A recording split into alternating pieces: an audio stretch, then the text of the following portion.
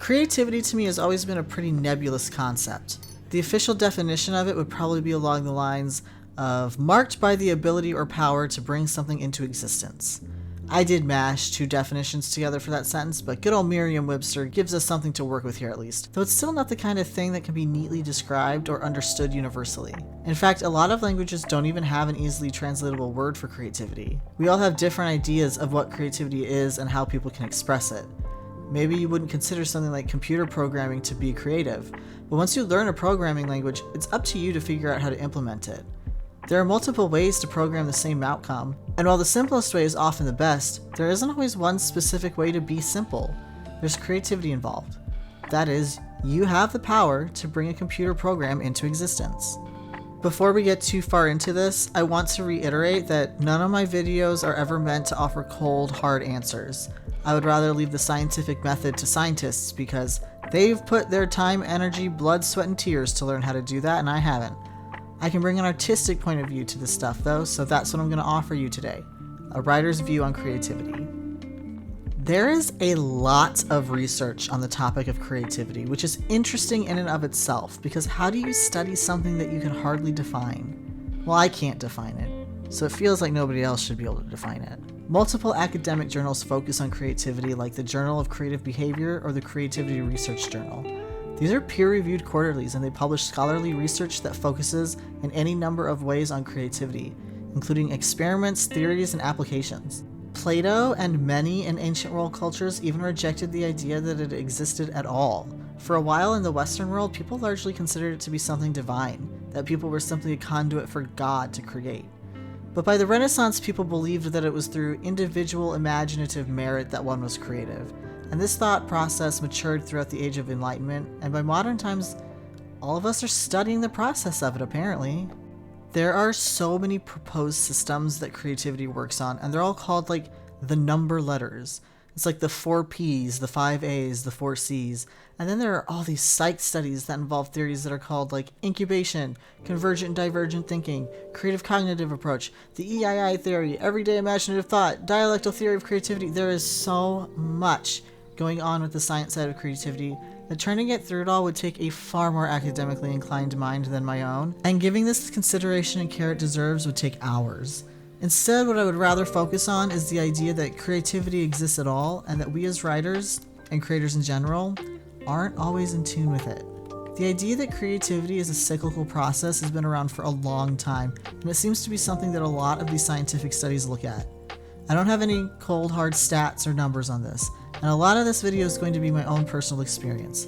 But from that personal experience, it seems to me that a lot of people do believe this to be true of creativity, that it comes and goes in cycles. So this begs the question for me, what do career creatives do when they're at the part of their cycle that necessitates a break? Basically the question is, what keeps us consistently creative? Here I think it's important to differentiate between inspiration and motivation. Maybe this is a bit of a personal take, but to me inspiration is that spark of an idea. It's that first burst of creative energy that can come from anywhere, but often leads to the idea. On the other hand, motivation is the drive to develop that idea. Motivation makes us want to continue once the inspiration has been realized, so it keeps us going when we don't want to anymore. I often wonder if one is harder than the other to come by, or if either of these play a bigger role.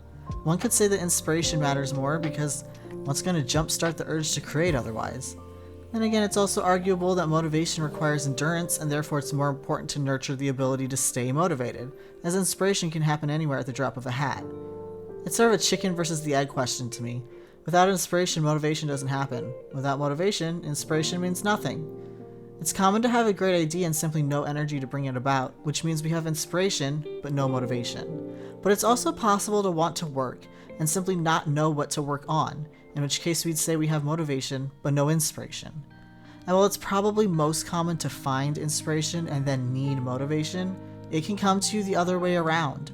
You can work and work and work because you feel like working, but not like any of the work that you're doing.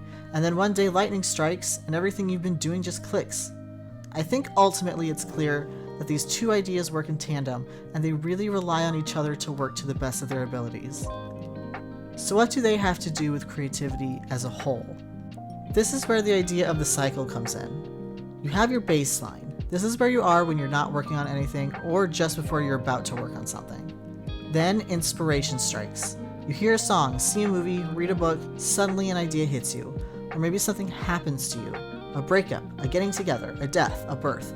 And you are suddenly struck with the urge to make something out of that. You're on a high, putting all of your creative energy into the idea and developing it as much as you can before the inspiration fades away.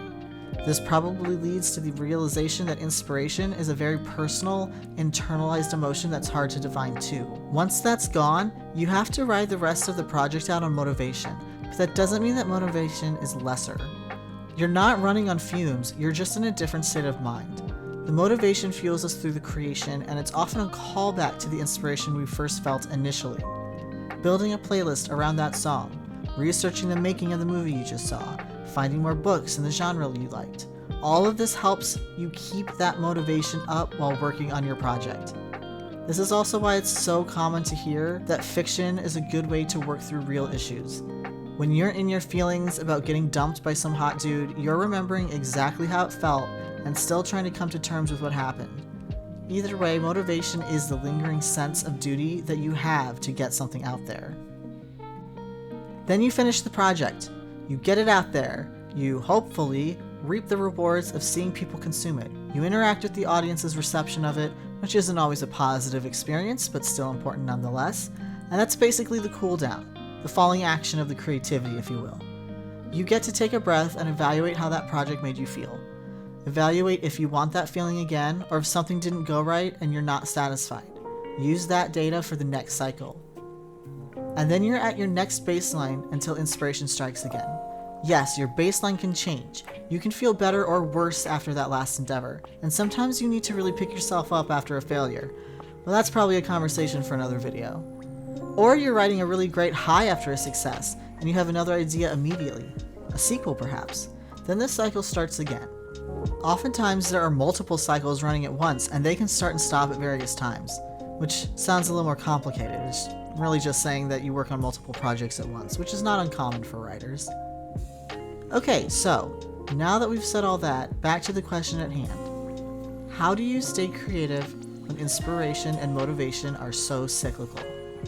I think I have the answer.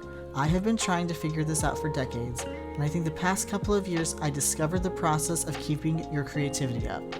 You work as hard as you can when you're feeling motivated, because basically, you don't.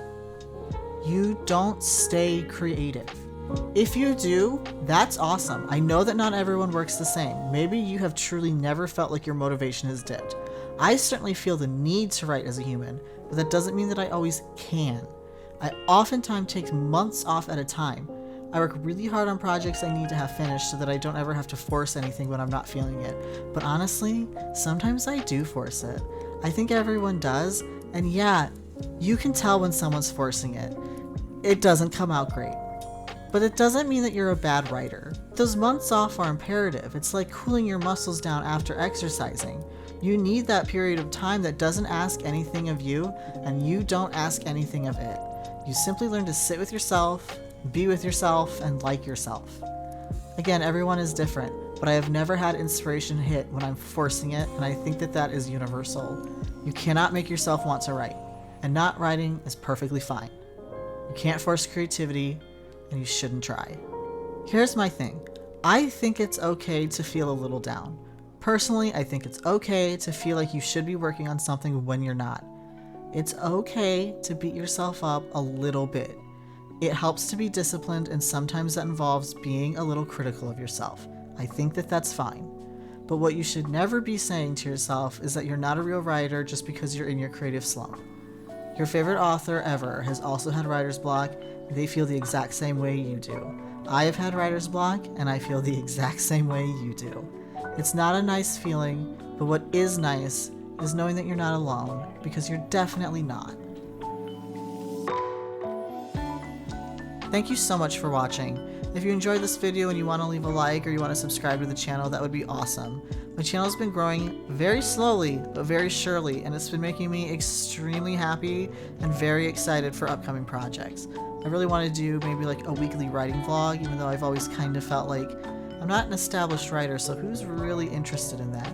but I'm also working on a visual novel with a friend of mine for our portfolios, and I was thinking about maybe doing a little thing on a work in progress on that. So who knows what's going to come up next, but either way, thanks for watching and happy reading.